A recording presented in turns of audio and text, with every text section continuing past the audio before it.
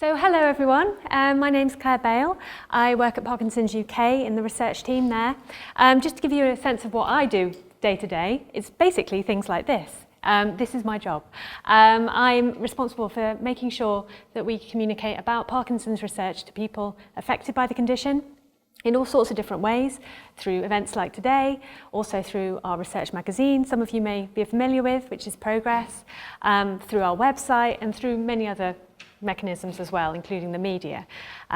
So this is absolutely my daily bread and I love doing this. So it's great to be here to talk to you a little bit about what we're doing in research at the moment and how we're trying to bring all the treatments that Patrick was talking about through to people affected by Parkinson's as quickly as we can. So today I'm going to be talking about how we can speed the process up. How can we actually make the discoveries that are being made in our university labs deliver new and better treatments to people affected by Parkinson's faster, not in 20 years' time, in much shorter timescales than that. How can we do it? And what kinds of things are already on the horizon? I also want to talk a little bit about how we can help people affected by Parkinson's get involved in research, because that is crucial to this mission as well. We absolutely cannot do any of this stuff without people affected by Parkinson's playing a role right through the whole process. And I've put there any questions as well. If you would like to ask a question while I'm going, please feel free. Hopefully there'll be some time at the end and I'll be around in the break as well if you want to ask me questions. Okay, so this actually follows on really lovely from Patrick's talk. So this is the process. This is where new treatments come from for all conditions, not just Parkinson's. And Patrick talked quite a lot about this end of it, scientific discoveries. Ultimately, we can only develop new and better treatments for Parkinson's if we understand what's going on, what's going wrong inside the brain, inside the people who actually live with the condition. Those scientific discoveries are where the cure is going to come from. And I mean, the example of Arvid Carlsson's work in the 1950s is a great one, in that it was a discovery made in the 1950s that helped us understand there is not enough dopamine inside the Parkinson's brain.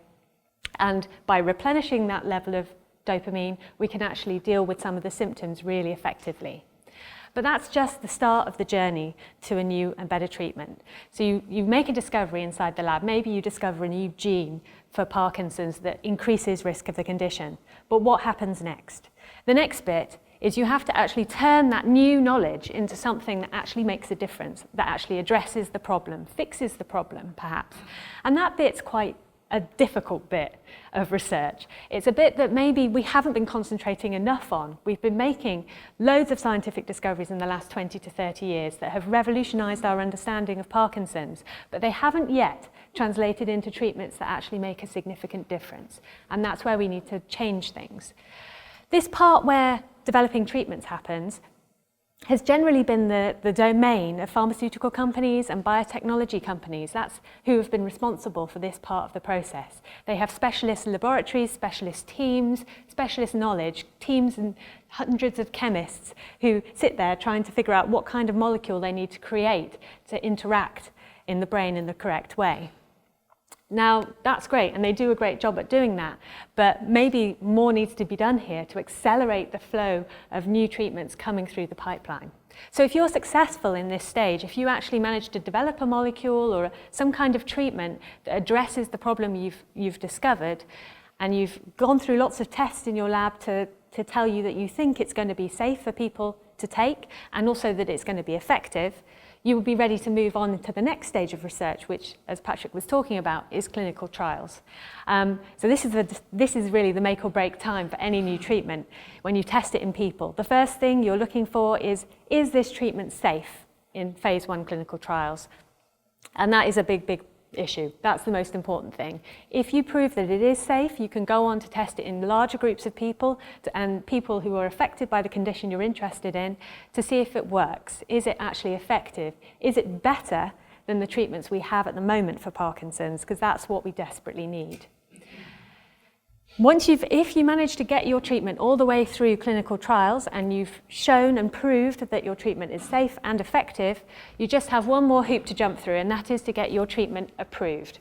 So to get a treatment into the pharmacy, into the NHS system, it needs to be approved by regulatory authorities. So there are authorities called the European Medicines Agency here in Europe. We also have the Medicines and Healthcare Regulatory Authority here in the UK. And then we have the Food and Drug Administration in the United States.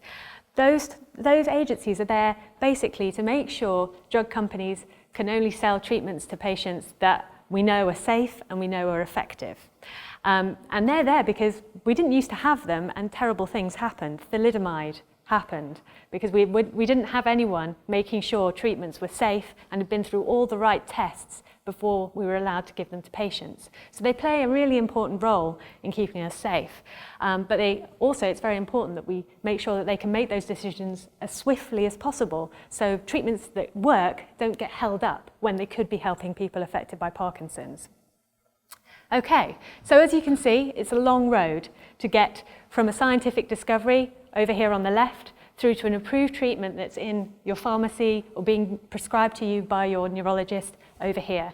And as Patrick said, that journey can be 20 years, it can be longer, and it may cost millions and millions, hundreds of millions of pounds. So no one organisation can do this by themselves.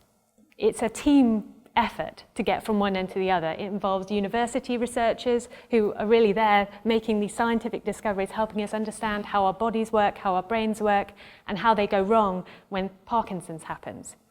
It has to involve also companies. Companies are experts in this stage of developing treatments and in running clinical trials.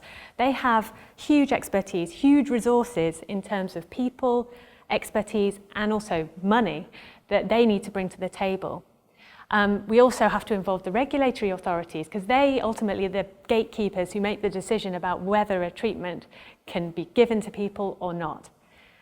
Patient organisations like Parkinson's UK have a really big role to play too in helping facilitate all the way along this process and also in helping people affected by Parkinson's get involved all the way through this process as well. Obviously, there's a massive role for people affected by Parkinson's to play here in actually taking part in the research studies that we need to do to actually test new treatments, but they also have a big role to play earlier on in the process too. At the scientific discovery stage, we're still studying people affected by Parkinson's now, trying to figure out what genes might be increasing risk of the condition. Why do people affected by Parkinson's differ so much from person to person? Why is the condition so variable in how it progresses? We still have a lot to learn by just studying people affected by Parkinson's and understanding that. We also want to involve people affected by Parkinson's in helping us set the agenda. What are the most important problems we need to solve in Parkinson's? Yes, we definitely need treatments that can slow down, stop or reverse the progress of the condition, but we also need treatments that can deal with some of the non-motor symptoms that affect people. So things like depression, perhaps, sleep problems, anxiety. There's a whole range of symptoms that affect people with Parkinson's that we currently don't really have effective treatments for. And we don't want to focus only on things that are going to slow, stop or reverse Parkinson's if there are other more pressing issues that we need to tackle now for people.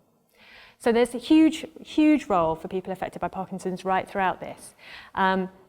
And I think Parkinson's UK and our new strategy, we've got a new director of research who comes from a pharmaceutical and academic research background, Dr. Arthur Roach. And he joined us about 2 years ago, and he's here to hopefully help us speed up the process from start to finish and mean that we can bring new and better treatments to people affected by Parkinson's in years rather than decades. That's an ambitious goal, but that's what we're hoping to do.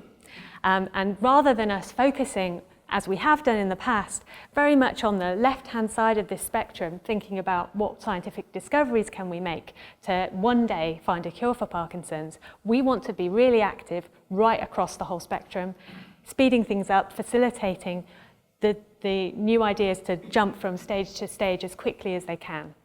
So, how are we actually going to do that? Well, the first stage, scientific discoveries, this is still fundamental and a huge part of what Parkinson's UK is here to do. So we continue to fund researchers across the UK who are trying to understand the mysteries of Parkinson's, why people get it, and what happens in the brain when things go wrong.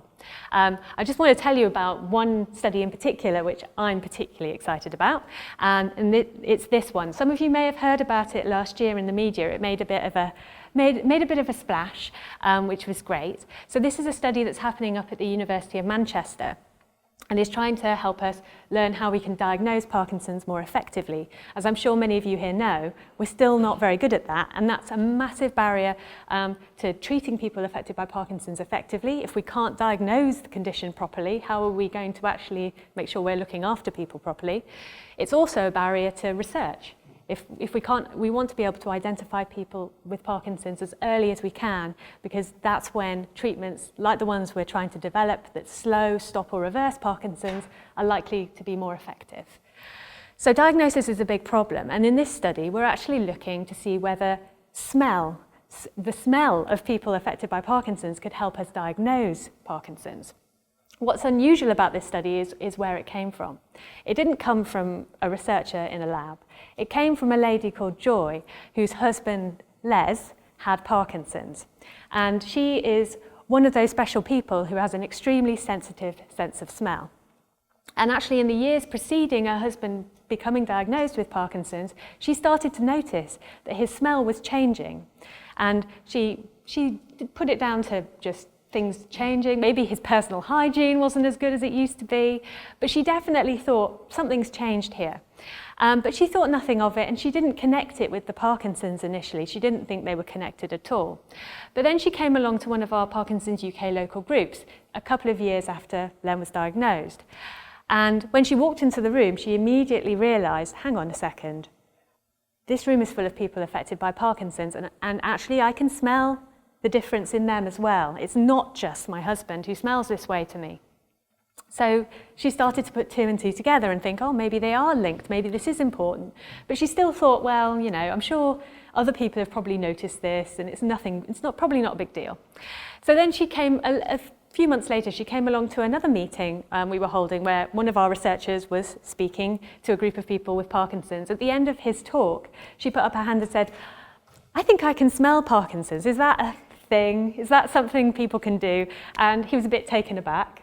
Said, I've never heard of that before. That's very unusual. But being a scientist, he did what scientists do, and he decided to do an experiment with Joy. So he got 12 people with Parkinson's and 12 people without Parkinson's and gave them all identical T-shirts and sent them home with them and asked them to sleep in those T-shirts for a couple of nights and then bring them back to him. Which they all did. He coded the T-shirts so he knew whose was whose, and then gave them to Joy, who had to try and sniff them and identify who had Parkinson's and who didn't, just from smell alone. He thought, you know, I'll have got her here. She'll not be able to do this. But he was quite staggered when she correctly identified all 12 people with Parkinson's from their T-shirts, and 11 out of 12 of the people without Parkinson's she got correct as well. So at this point he thought, oh, maybe there is something here, something really important. He was more impressed even later, when about 6 months later, the person she thought had Parkinson's but didn't was diagnosed. So this, obviously, you know, not placebo-controlled study, started to show us that maybe there was something here. And Thilo, the scientist who was doing this with Joy, is actually a stem cell scientist and didn't really know anything about smell, so quickly decided he was out of his depth and should probably get someone else involved. So now he and Joy are working with a chemist called Professor Baran at the University of Manchester to actually look at this in a much more bigger scientific study funded by Parkinson's UK, where we'll be taking samples from people's skin, so swabbing people's skin and studying the actual chemicals that are present on the surface of the skin, looking to see if there are differences between people with and without Parkinson's. Because much as Joy's sense of smell is amazing, I don't think it's very likely we're going to be able to get her to sniff every single person in the UK. That's not a feasible test forever. But it did cause a huge splash in the media, which was wonderful to see, and particularly great because it showed just how important the experiences and insights that people affected by Parkinson's can bring to research can be. And it would be wonderful if we could develop such a simple test that could actually identify Parkinson's before the symptoms appear. So that's one of the examples of the types of research we want to be funding through our research grants that really could make a difference in the future. Okay, so what about so that's stuff we've kind of been doing for ever since we were founded as a charity, funding university research. What are we doing here in this very critical stage in turning these scientific discoveries into new and better treatments for people with Parkinson's? Well, one thing we're doing right now is we're funding a clinical trial which some people might have heard of called the Gdnf Trial. Anyone recognise that name? A few people. So that's a trial happening in Bristol, in which we're testing whether a treatment called Gdnf can actually slow, stop or reverse the course of Parkinson's. And it is coming to an end in the next few months. Analysis of data is already underway and we hope to be able to share results as soon as possible, hopefully before the end of the year as well. Gdnf is a treatment that has a great deal of hope because it's a protein that helps brain cells like the ones Patrick was showing us to grow, survive and reconnect, do all the things that stop happening properly in Parkinson's. The participants involved in this study, there's 41 of them, are phenomenal individuals because they are undergoing quite significant, or they have undergone quite significant surgery to have little tubes placed into their brains so that we can deliver this Gdnf protein to the right part of the brain, the part that's affected in Parkinson's, which Patrick showed us. The reason we're doing that is because Gdnf cannot get through the blood-brain barrier. We can't give it as a pill, we can't give it in an injection, so we have to deliver it to the brain very, very precisely. So that's an example of a treatment that we're testing right now, but what we want to do is have lots more treatments coming through that we can put into clinical trials more quickly.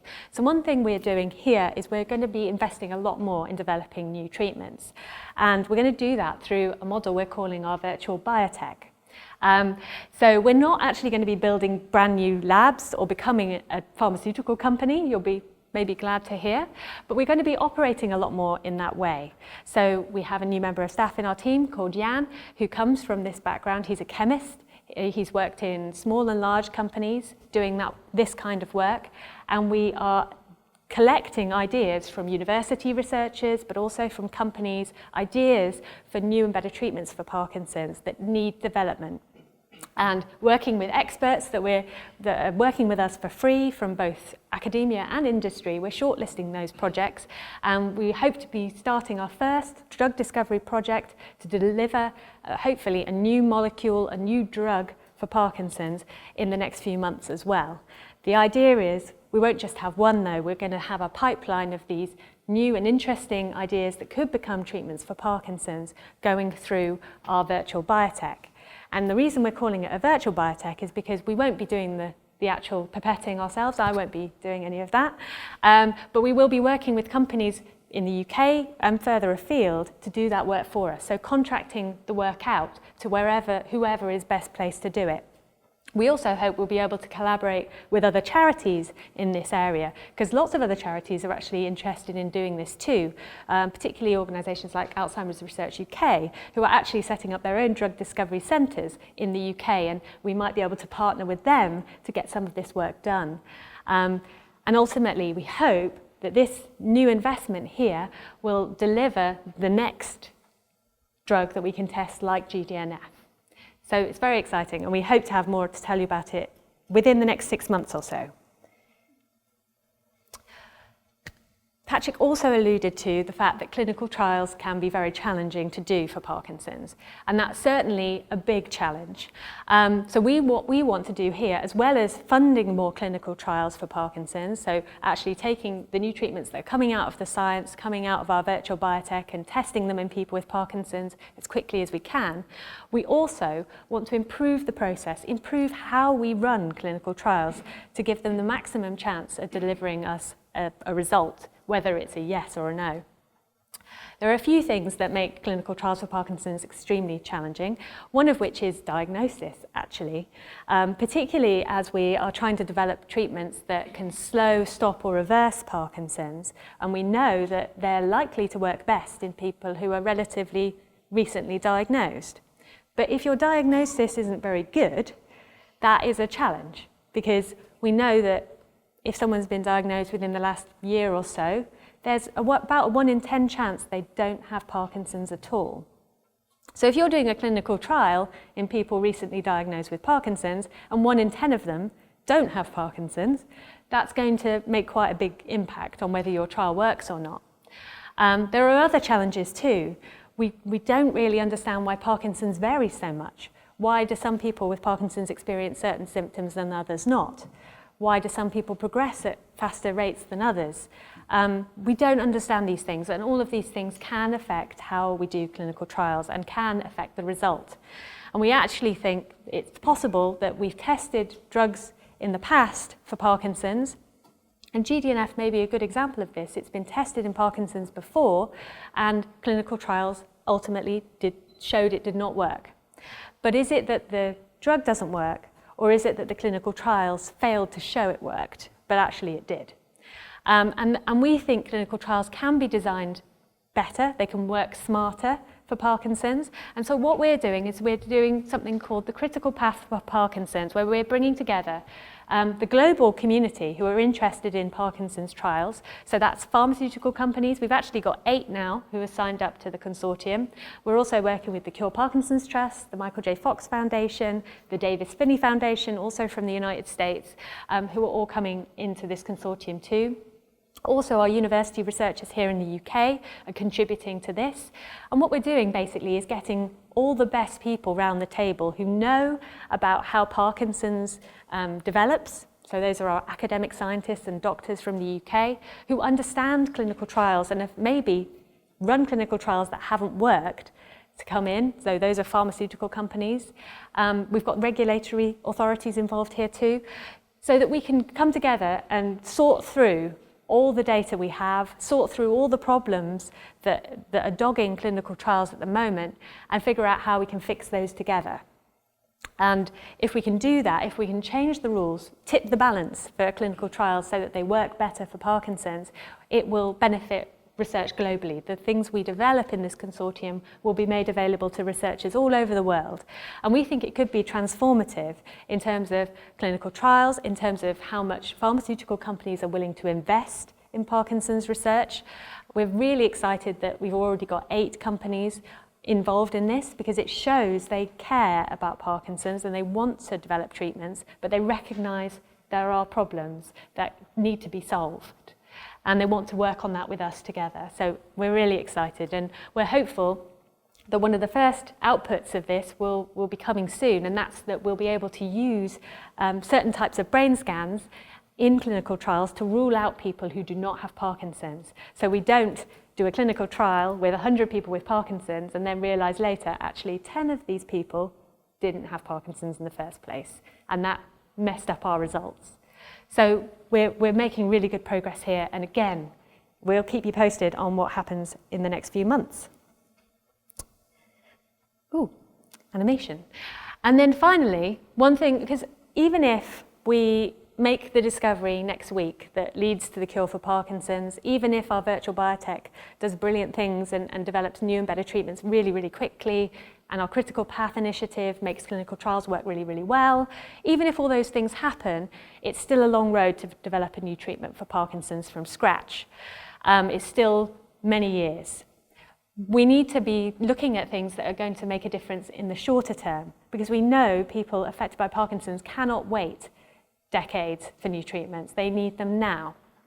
And one thing we're trying to do to bring new and better treatments to people living with the condition right now is this idea of repurposing. And we're going to hear a lot more about that later from Dylan, who's here.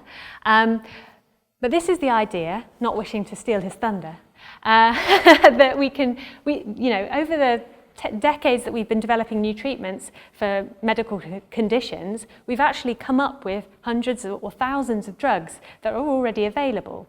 And although scientists are very clever and they might develop a drug for a certain thing, often they will develop a drug and realise actually it has effects we didn't intend. Some of those effects might be bad ones and they're side effects that we don't want.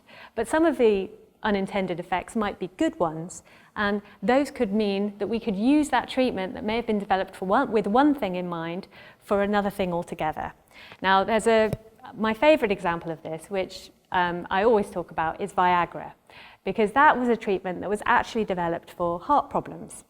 And when the researchers came to test Viagra in probably male students, they realized it had some rather exciting unintended effects, which led to it becoming obviously the most famous treatment available for erectile dysfunction. And it's a world famous drug now. And this is the kind of idea that we're trying to explore with this repurposing. Are there drugs out there already that are used by people with other conditions that could be helpful for people with Parkinson's? And we believe that there are. The difficulty is, how do we find them? How do we come up with these ideas? One way that we're doing it, and we're funding university researchers who are trying to screen. You can buy thousands of drugs in a drug library from companies, and you can screen them in animal models like this fruit fly that have some kind of Parkinson's and see which ones might work. So we're doing things like that. Another thing that we're doing is we're asking people with Parkinson's. So we're actually running a survey to ask people affected by Parkinson's and those who maybe their partners, spouses, carers, asking them, have you ever, as a person with Parkinson's, taken a treatment for something else? Maybe it's arthritis, maybe it's asthma, maybe you had an infection, you took a treatment for something else and you noticed an improvement in your Parkinson's symptoms. Now that might be your movement symptoms, it might be your sleep problems, it could be any aspect. And if you have, please tell us about it, because we think this might be a really interesting way of uncovering promising candidates for repurposing. The advantage of this approach is that it could make treatments available for Parkinson's so much more quickly and so much more cheaply than going right from the beginning and starting from scratch. And there are lots of ideas for repurposing already out there. And Dylan's going to be talking about exenatide, which is a diabetes drug. Some of our researchers here in Sheffield, looking at the fruit flies, have identified a drug used for liver conditions, which they think might have potential for Parkinson's too. There are already lots of examples, and in fact some of the Parkinson's drugs we use today started life as treatments for something else. So we've got precedent here, and we think it's a really good approach, and we want to do more if we can in this area too. Okay, so those are the ways we're trying to speed up the progress towards better treatments and a cure. But one of the ways that we're also working to help this happen is we want to connect with more and more people who have Parkinson's, who want to be involved in this and help us drive there as quickly as we can. And that's through our research support network. Now I know that several of you here are already involved in the research support network. So could I have a show of hands please for people who are in the research support network? Quite a few of you. But still quite a few who are not. That's great. So our research support network is basically our mechanism for connecting people who are affected by Parkinson's and care about research. You don't have to have Parkinson's. You can have Parkinson's. You may be a carer, you may be a family member, a friend, you may be a researcher or a health professional. But if you care about Parkinson's research and want to do something, then join the research support network, because we can connect you to the research that's happening around the UK so you can learn about it, but also so you can take part in it if you'd like to, and also so you can have your say about what we should be doing at Parkinson's UK. So you can actually tell us how we can do our job better, but you can also work with researchers in partnership to help them understand how to do their jobs better too. So yes. So if you become part of the network, it means you can hear about the latest research news, meet scientists at research events just like this one, take part in research studies, and have your say on Parkinson's research. Everyone is welcome. And the way we do it is basically via email. So if you have an email address, then you can join the research support network. That is all you need. And we like to take your postcode too, so we can send you things that are relevant to you in your area. But that's about it. So thank you, I'm done. Thanks very much. If anyone has any questions right now, I'd be happy to try and answer them. Oh, great. Claire, you spoke very clearly about your relationships with research organisations, the pharmaceutical industry, and indeed other charities, which is actually very important. What's the current attitude of government to Parkinson's? Oh, that's a really good question. A difficult one to answer. Obviously, the government do amazing things for science. They fund huge amounts of research. They fund our universities, through the Medical Research Council and the National Institutes of Health Research. They fund a huge amount of really important research. And sometimes it's Parkinson's research. But they don't really set aside any specific funds for Parkinson's research, which is a shame. But they are making a lot more commitments towards dementia. You may have noticed this. Hopefully this will continue. It was a big thing for David Cameron. He had a dementia challenge. He wanted to do big things for dementia. He's established all sorts of, I can't remember all the names for them, but like a dementia challenge fund, I can't remember, which we are involved in because we're trying to push Parkinson's into that banner so we get a piece of the dementia pie because they are really focusing on that. And again, hopefully Theresa May continues that good work because it is really important. So yeah, the government do stuff. The European Union as well do fund quite a lot of research and have funded quite a lot of Parkinson's research actually that several of our researchers have benefited from. So we do part of what we do at Parkinson's UK is we do a lot of campaigning and lobbying. And that tends to be more about things like benefits for people with Parkinson's, making sure people affected by Parkinson's are not badly affected by new laws or regulations the government bring in. But we also campaign on research issues. So we canvass opinion from our research community. We say, is anything troubling you? We're actually sending out an email this week asking our researchers, what will Brexit mean for Parkinson's research in the UK? And what can we do about it as Parkinson's UK? So we are aware of these issues. There are also issues around repurposing drugs and how if we do discover a repurposed drug that works brilliantly for Parkinson's, we've done the clinical trial, the regulation around how that can then be adopted in the NHS and made available to people affected by Parkinson's as quickly as possible is not clear yet. So we're working with other charities on that to try and establish how we can work on that together, because it's a thing that affects many other conditions as well. Any other questions?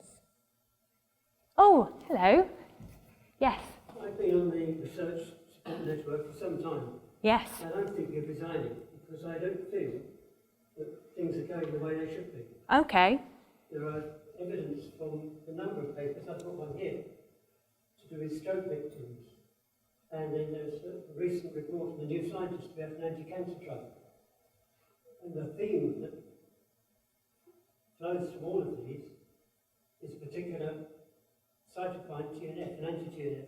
There's no point going into the details now. No. But in my view, this is something that's been ignored and should be ignored. It's being worked on in the States, but over here, I've not heard anything about it at all. In all the time I've been looking at grants and going to meetings. So this sounds like, I'm not familiar with the piece of research you're looking at there, Jeff, but it sounds like something that would be of interest to Arthur and Jan in the, possibly. The new director of research last year showed him a paper, so I didn't put a reply. Well, it may be that that's because we weren't very far ahead with what we were doing then. But I'm very happy to take it back with me today and talk to Arthur about it and Jan, because we now have a system for assessing things like this, which we didn't have 6 to 8 months ago. And we're trying to identify all the promising avenues for developing better treatment. So I think we're willing to take ideas from anywhere. This work is 10 years old. Well, let's have a chat about it in the break, Jeff, and I'll take it back with me and show Arthur. Does that sound okay?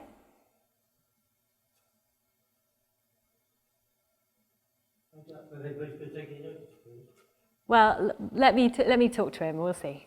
Okay. Sally, hi. You mentioned collaboration with other institutions, particularly Educate and Alzheimer's, etc. What links do you have, and what projects do you have linking with other Parkinson's associations like Gdnf Trial and other wanted research places? It's a good question as well. So the critical path. Yes, I can. So Sally was asking about our connections with other Parkinson's research organisations and how we work with them. So Michael J. Fox, I've been blinded by this light.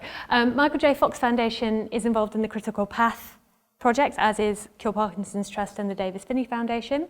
The Gdnf Trial, which I mentioned, we are co-funding with the Cure Parkinson's Trust. And the Michael J. Fox Foundation also contributed to that sort of in a slightly different mechanism. So it's something we want to do more and more of, recognising that we need to work together as much as we possibly can. We also work with the Michael J. Fox Foundation on participation stuff. Some of you may know about the Fox Trial Finder. It's an online tool for people to find Parkinson's studies they might be able to participate in, and we actually have a really good relationship with the people who run that, so we can share information with them and they share information with us, so that what we share with the Research Support Network and what they share through Fox Trial Finder is consistent, and we're not missing things, we're not overlapping too much. So we do work together on a day-to-day basis in those ways, and we want to see more of that happening. Anyone else? I think might have run over a little bit, so it's probably break time. Excellent. Well, thanks very much, Jack. Yeah, thank you.